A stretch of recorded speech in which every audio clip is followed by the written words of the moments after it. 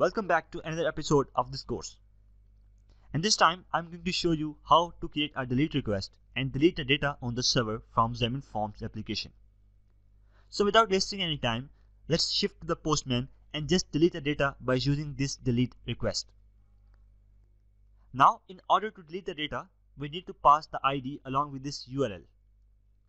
So let's pass this, and here we go.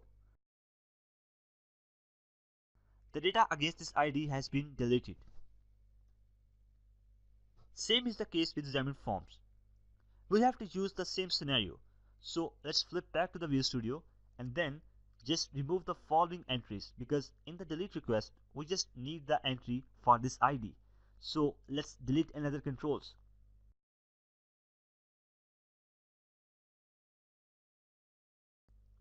So let's create a new instance of HTTP client.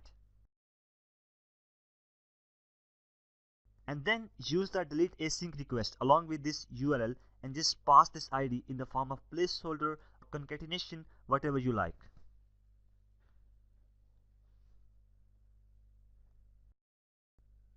And now it's time to run our application.